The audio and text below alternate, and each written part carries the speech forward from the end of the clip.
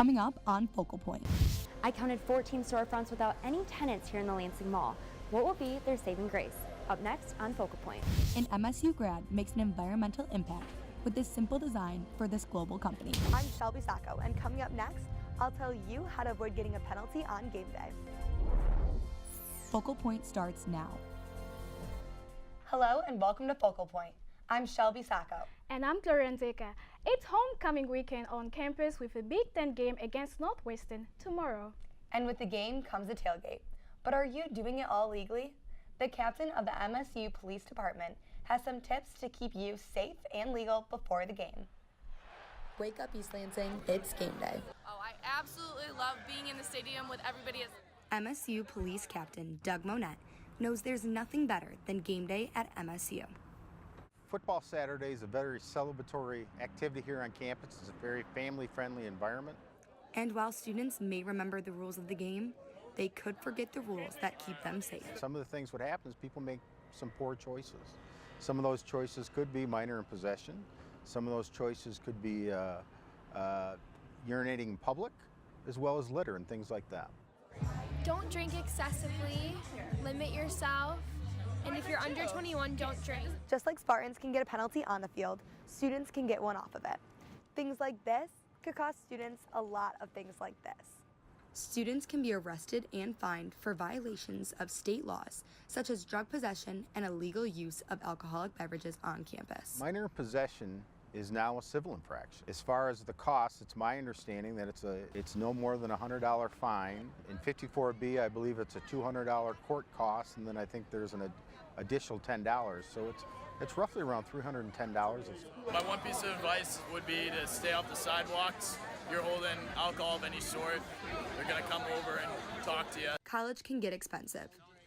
Tailgating shouldn't have to come with an extra expense.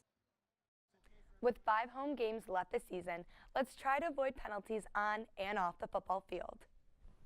The MSU Search Committee is on an active hunt for the next president, but this time, all of MSU is held accountable to find the next man or woman in charge. MSU faculty took charge in the meeting Thursday night, voicing that they want a student-focused president. Some other common themes include diversity and transparency. The information from the faculty will help dictate the position description for the next president. The goal is for the next president to begin the school year of 2019-2020. So the input we're getting is really important, and it is going to be utilized, and the broader MSU community is going to be able to have input and influence on the next president. And what would a new Board of Trustees look like? Students had the chance to ask candidates questions this week. Students are concerned with the board after their handling of the Larry Nassar case here earlier this year. One of the candidates feels that being a part of the community is important. Former prosecutor Brianna Scott says she wants to get to know the students to help solve the problems they face day to day. You have to meet students or the faculty and staff where they are. We can't always sit up somewhere and expect people to come to us. And I think that if we go to where they are, going into the dorms, going into the cafeterias, walking around campus and just saying, hey, I want to talk to you all for a minute. Along with Scott, David Dutch, Mike Miller, and Kelly Tabay are the candidates looking to replace Mitch Lyons and Brian Breslin. Both have decided not to seek another term. There's a new addition to the Lansing Mall. But it's not part of the food court, and you really wouldn't window shop there. Kendall Ashman is live in the Spartan newsroom with the story. Kendall, I can honestly say I've never heard of something like this. I agree with you, Gloria. Are fitting rooms, food courts, and friendly customer service a time of the past? With online shopping and Amazon Prime, some shopping malls across the country are struggling. At last check, the Lansing Mall has at least 14 spaces without any tenants. So, who's moving in? It's a hobby, started as a hobby, and as you can see, it's a business. 30 years later, Lansing athletics still hasn't gone out of style. Well, we have seen a couple of changes within the last 10 years, and one of them has been online shopping, like you said. Al Salas probably prays that he can keep his store open in a mall these days. We probably have like I want to say 25% vacancy. Vacant spaces in need of a saving grace. Hi, Mike Hill. Oh, James. James, good to meet you. Come on in. It takes a second glance. I saw the lights and I heard music. I thought it was like a clothing store or something like that. To realize there's a church inside of a mall. We like to think that our church has a food court, and our church has a movie theater, our church has a bar. Enjoying a large burrito here. Love never fails. But Tiny the pastor in here. We do also realize that the malls are struggling. Malls all over the country are struggling. A Finish Line athletic store resurrected into Impact Church. You know, Impact Church is now our starting line. I've been out of church in a while. This is like totally different from anything I've experienced. A totally different mall experience, that's for sure. Yeah, I'm gonna come back next week. It's ideal. Church ends when the mall opens. People are going to see it. They're going to come pouring in Sunday after church. Yes, they're going to come in and shop at Lansing Athletics because for Al, they know it's a friendly place. That is like an answered prayer. Owner of Lansing Athletics, Al Salas, said in order for malls to survive, they need to reinvent their spaces. Malls are becoming a place for family-friendly activities like yoga studios, aquariums, bowling, and now a church. Starbucks recently joined a growing number of businesses nationwide looking to eliminate the need for straws. 2011 MSU graduate Emily Hill designed the new lid for the coffee giant that eliminates the necessity of the straw. It's all a part of a nationwide campaign to reduce plastic waste. MSU School of Packaging Director Susan Selke was excited to see another former student accomplish great things after their time at MSU. Oh, it's great to see that. We're really proud of the things that our students go out and do. We hope that we give them the tools to be able to continue to advance the field of packaging, to be creative and come up with ideas that make a difference. Starbucks says they plan to phase out straws in 28,000 of their stores by 2020. Coming up on Focal Point, some students living in a new on-campus apartment complex are asked to park a mile away. Plus, if you've done any business from the MSU Union Post Office, you will soon need to find another place to buy your stamps and mail your packages. That and more after the break. We need to take that out. As Craig Murray Productions in April of 1986. Started as a movie trailer TV campaign company exclusively with Disney for the first 9 years. You know, I may have left Michigan State, but Michigan State has never really left me.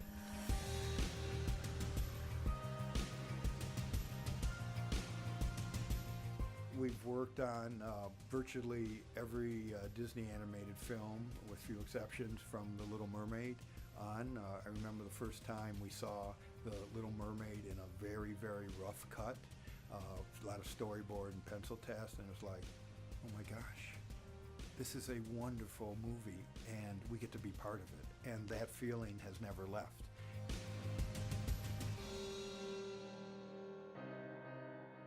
I would not be here if it weren't for Spartans. Not just the ones that gave me the job, but the ones that I've given jobs to, that I've hired, that have not only proven themselves, but they've proven that they're better than I ever could be. Perkins, call Craig, go green. Go white. Excellence without arrogance. That really has resonated with me. And that's something worth embracing, because that's what we embody. And we may not always be excellent, but we're going to try our darndest to get the job done.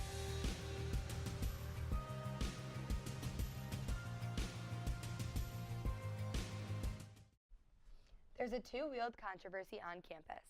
This time, we're talking about mopeds, and specifically, where to park them. Michigan State University's police department says mopeds are no longer allowed to park at bicycle racks. Now, students are required to purchase a permit to park, but only in the spots designated for mopeds. Before buying a permit, a registration fee of $50 is required. The new policy, which went into effect August 1st, has some students frustrated.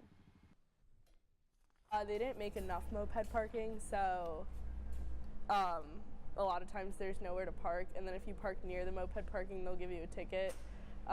So it makes it kind of impossible to ride a moped places sometimes, and there's not moped parking in every parking lot. If you need more information on where to park your moped, contact the MSU parking office. It's located on Trowbridge Road across from the Communication Arts and Science Building. It's as iconic as the dairy store or the bowling alley, as long as we can remember that the post office has been part of the union, but that will soon be changing. Plus, off-campus housing residents are having a problem with parking permits.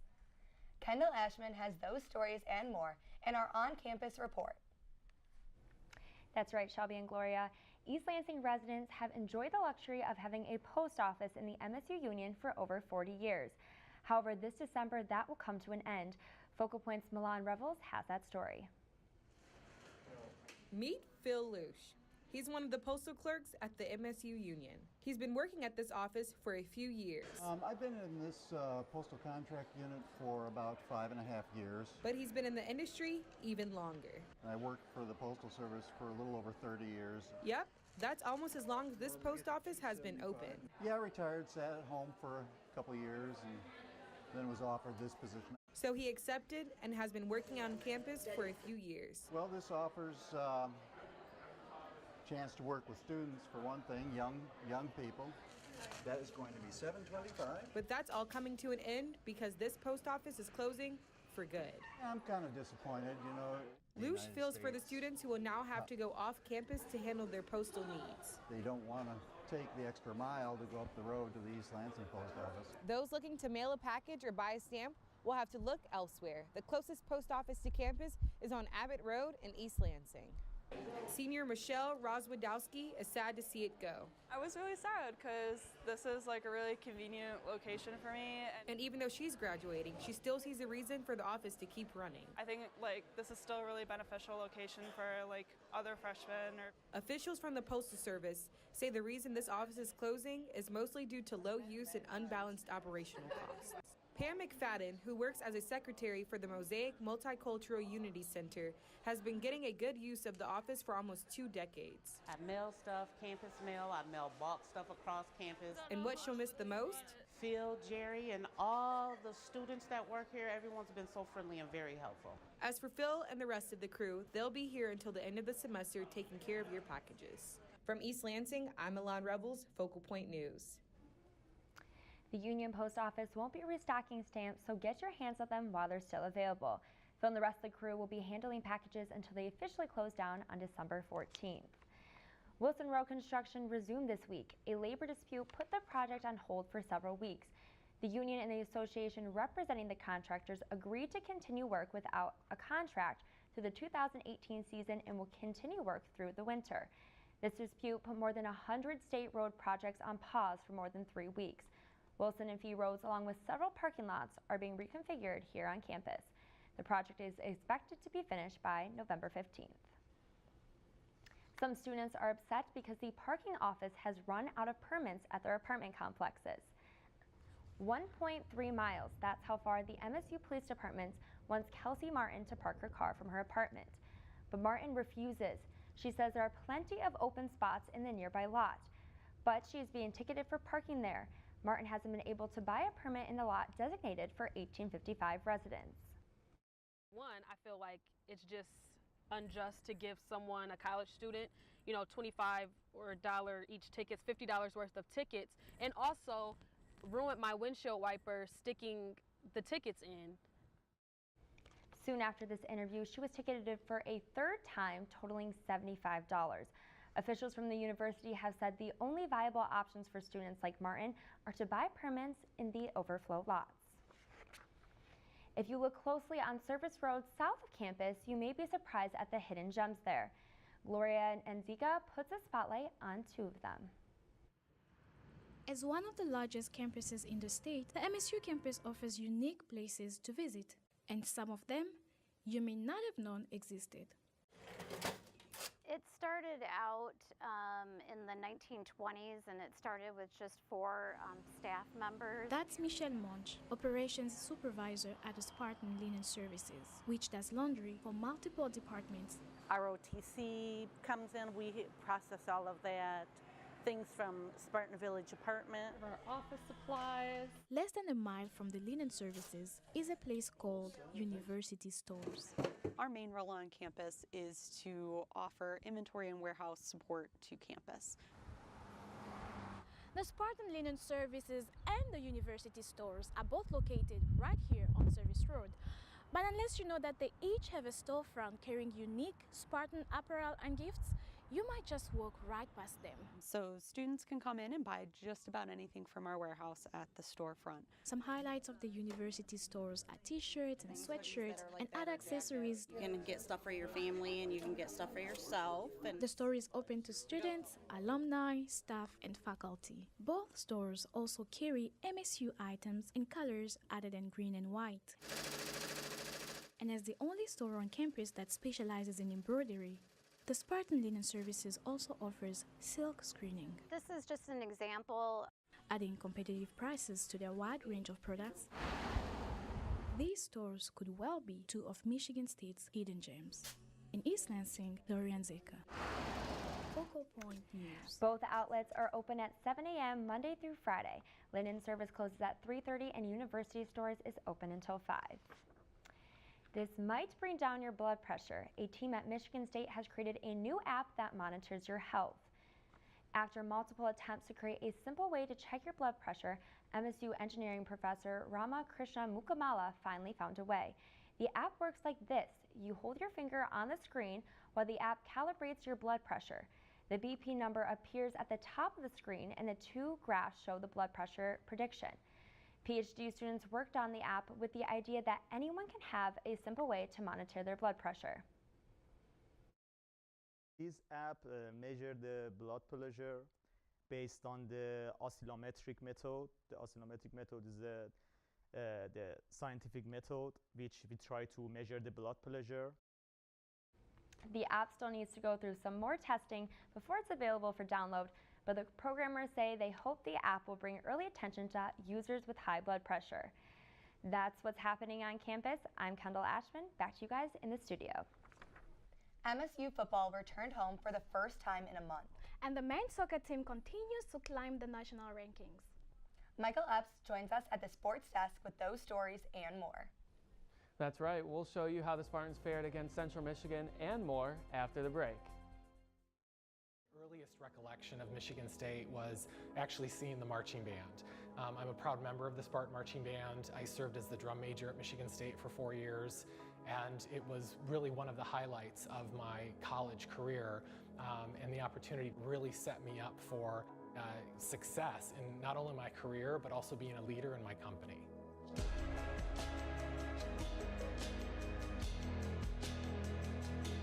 The program I was able to study allowed me the opportunity to understand a variety of the communication disciplines, and I think it was that opportunity to be able to understand journalism, to understand public relations, other aspects of communication, and certainly advertising really allowed me to create kind of a general understanding and really pave the way for me to go and create and invent and build the career that I wanted to pursue. I love that we have students at Michigan State who are eager, they're thirsty for knowledge, they have the tenacity to want to go and roll up their sleeves, they want to learn the trade, they want to learn the craft, and I just feel like it's my responsibility to be able to share with people the success I've created and be able to open doors for them to create the same.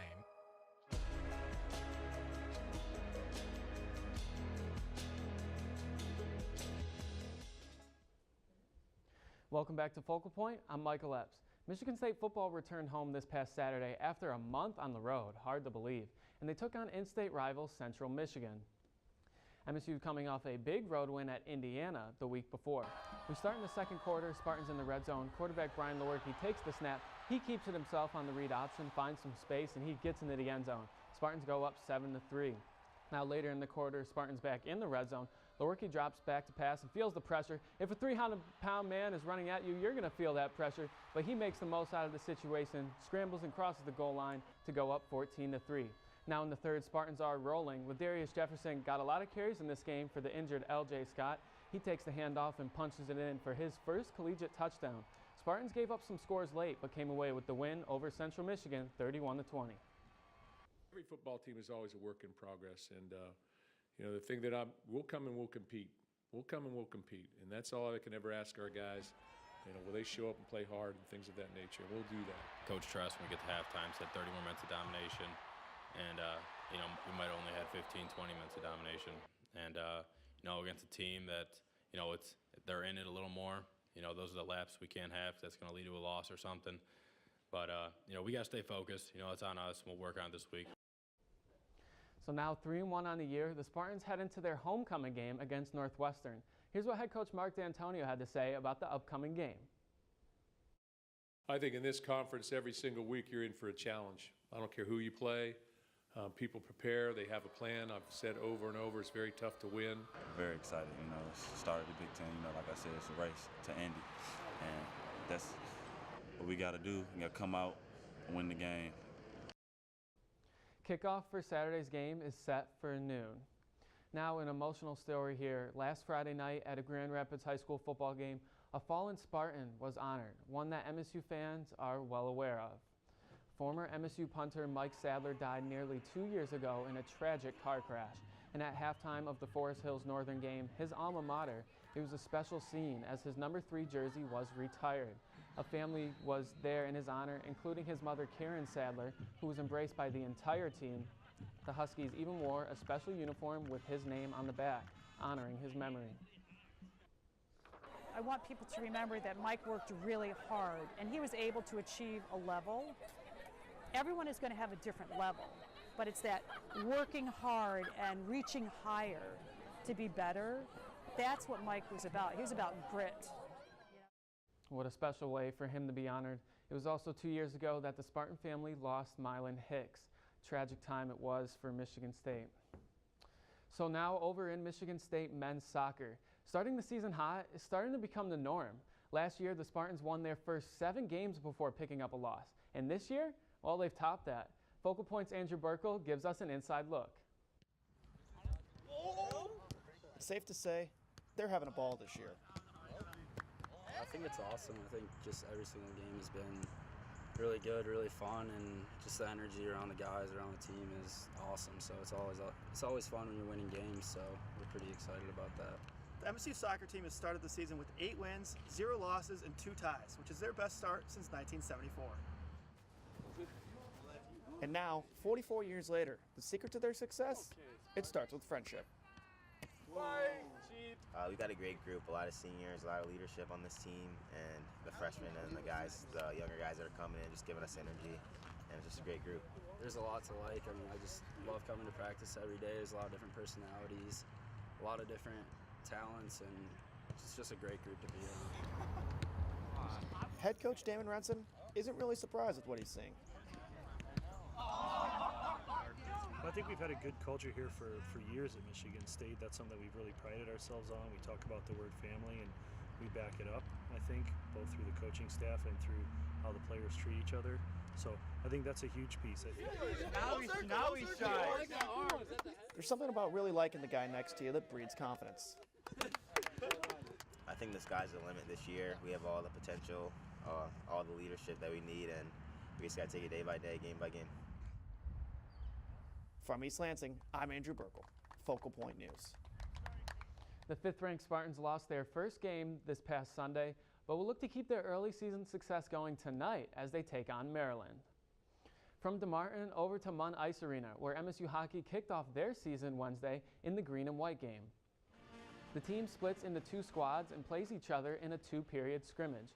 The game starts as a normal 5-on-5 and then switch to power plays, 4-on-4, and 3-on-3 segments. The white team beat the green team 2-0 with goals from senior Zach Osborne and freshman Wojciech Stakowiak. He's from Poland, by the way. Head coach Dan Cole spoke on how valuable this scrimmage is for his team. It was good. There's a lot of different situations, and I think one thing with us, we've been going 5 or 6 weeks or from whenever school started, and you're playing against the same guys all the time and kind of the same situations, and you try and create a game-like atmosphere and a little bit of zip. And I thought we were able to put them in a lot of situations. The Spartans will play their first exhibition game on Sunday against the University of Windsor.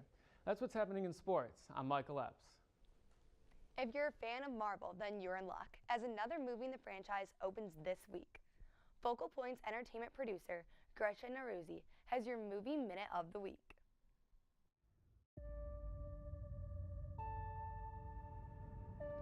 I'm Eddie Brock.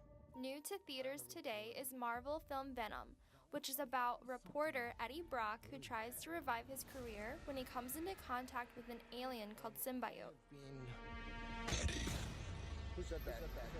which gives him superpowers. Hi! Wow! Finally came! Sometimes when you trust your impulses, incredible things can happen. Also new today is Ride, which is about a technology-obsessed society. Starring Bella Thorne, who plays a passenger in an Uber ride, her night took an unexpected turn for the worst. Tell me that that's not real. If you don't, your new friend in the back's night is gonna take a slight turn for the worse. When another passenger convinced them to go on a terrifying night out. Why are you really doing this?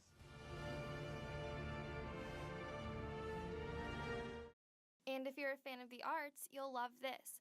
Coming to the Wharton Center next week is the Broadway adaptation of Love Never Dies. The play is the sequel to the famed Broadway production Phantom of the Opera.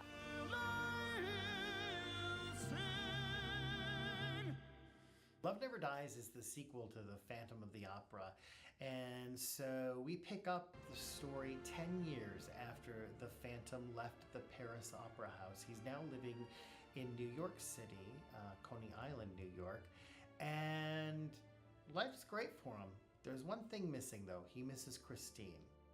That's all for your Entertainment Minute. For Focal Point News, I'm Gretchen Naruzzi.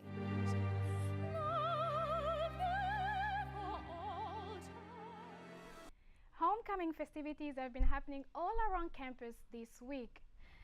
MSU's University Activities Board partnered with the dairy store to give students a sweet treat. Ice cream lovers crowded the Union to sample 10 different flavors, and if you were lucky enough to be one of the first 100 people in line, you even got a free t-shirt. The university always puts on special events for the students to celebrate the homecoming game, and it doesn't end just yet. Events will be happening tonight and tomorrow. You can check out alumni.msu.edu for more details. In the meantime, MSU Homecoming Grand Marshal Ernest Green sat in on a special screening of the documentary called The Road to Little Rock. This documentary tells the courageous story of one visionary judge and 9 determined teenagers who are now known as the Little Rock Nine. Ernest Green, one of the members of the Little Rock Nine and subject of the documentary, talked about his groundbreaking time here at MSU. Any student coming here should see this as a lifetime opportunity, that it's more than just going to classes. It's getting to know people, it's building relationships. The homecoming parade starts tonight at 6 at the intersection off of Abbott and Bircham and concludes at the corner of Farm and Shaw Lanes with Ernest Green as the Grand Marshal. That wraps up this week's edition of Focal Point. I'm Shelby Sacco. And I'm Gloria Nzeka. We leave you now with sounds of the MSU Campus Band from their performance Thursday night. See you next week.